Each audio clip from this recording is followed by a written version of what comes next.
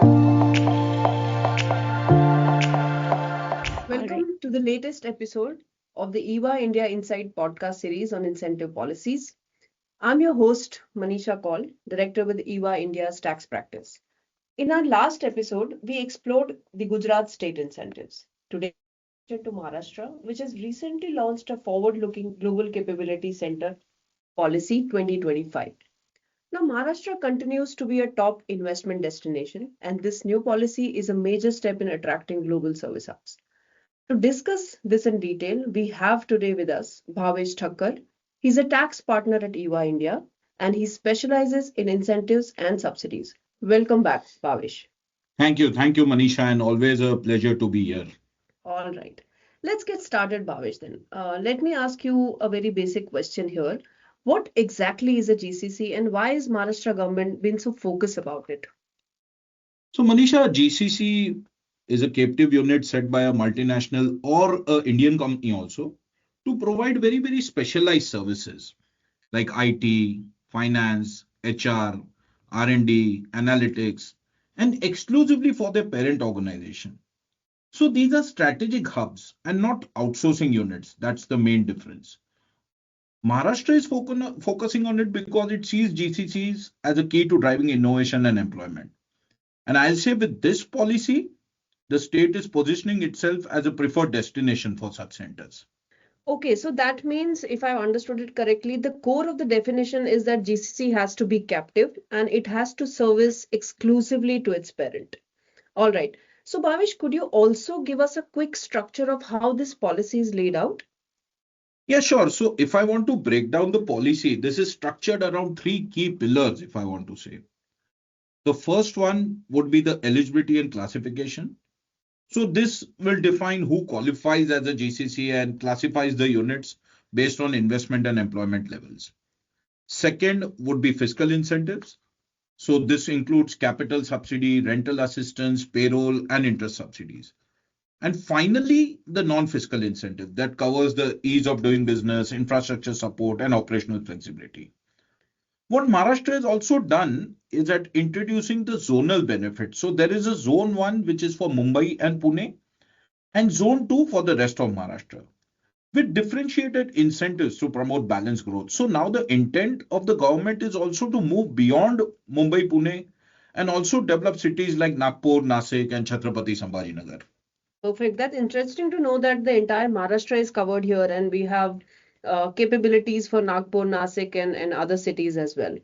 Okay, so just a quick takeaway. So I have to check eligibility and then classification, followed by the incentives. So talking about the incentives, who can avail these incentives exactly?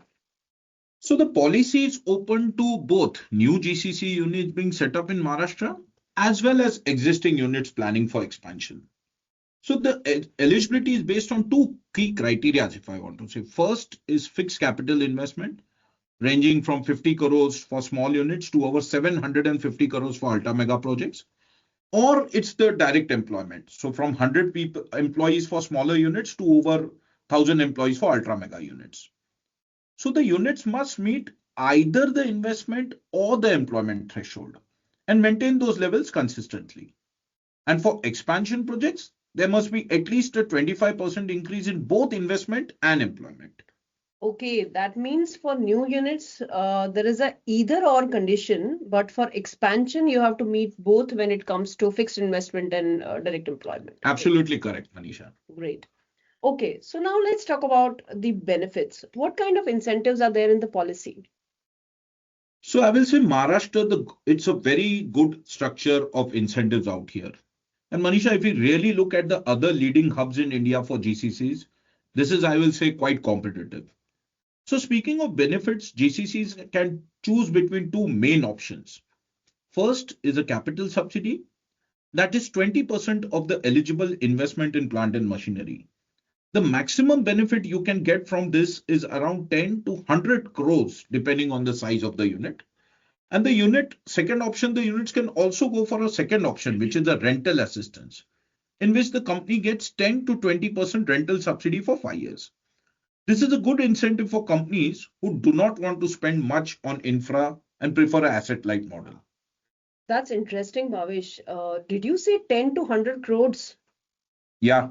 That sounds very, very interesting and intriguing. Plus, there's an option to select between the two subsidies. Very interesting. Okay, so apart from this, Bhavesh, there are many operational costs as well. So, are there any subsidies available for that as well? Yeah, Manisha, GCC being a labor intensive industry, there is an operational incentive like a payroll subsidy up to 5 crores annually. Plus, people who go for a term loan, there is an interest subsidy on 5% on term loans. This is capped up to 25 crores. Apart from this, electricity is also a very critical cost for this industry. So the policy offers power tariff subsidy, which ranges from 1 or 2 rupees for 5 years, and 100% electricity duty exemption for 10 years.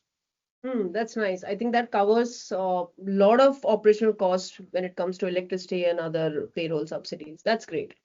I'm sure that these benefits would definitely bring down the cost in Maharashtra, making it an attractive destination for GCCs. Coming to the timelines, are there any important timelines that you think is important to be listed here while we talk? So that's a good question, Manisha, and a critical point also. So the policy is effective from 3rd November and is valid for a period of 5 years. Also, the GCCs must commence their commercial operations within the operative period of the policy. And for employment-based incentives, the minimum direct employment must be created within 2 years from the date of commencement. So yes, timelines are critical here, and missing them could mean losing out on incentives. I'm sure that our listeners will be making a note of all these critical points. Bhavesh, while we have spoken about the fiscal incentives, what about the non-fiscal incentives, which many companies prefer for flexibility and operational ease and assistance? Yeah, the policy brings in non-fiscal advantages. Let's take a quick look at some of them. So there is an industry status given for GCCs. There is a priority land allotment for GCCs. Allowing 24 by 7 operations is very, very critical. There is also a promise of an uninterrupted power and water supply. Very important, again, you can set up in any zone, whether it is residential and no development zones also.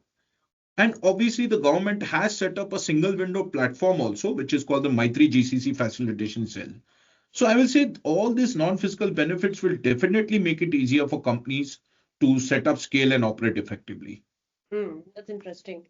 So I think in all we have covered the essence of the policy. We have spoken about the eligibility, incentives, fiscal, non-fiscal.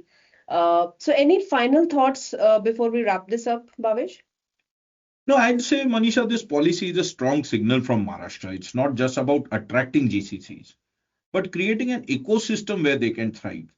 With a mix of financial incentives and ease of doing business measures, it's a compelling proposition for global companies looking to expand in India. All right. Thank you. Thank you so much, Bhavesh, for these insights. It was a great walkthrough of the policy. Thank you, Manisha. All right, dear listeners, if you're exploring GCC setups and expansion in Maharashtra, then this policy is definitely worth your attention. This is Manisha Kaul signing off. Stay tuned for more episodes on India's evolving incentive landscape. See you.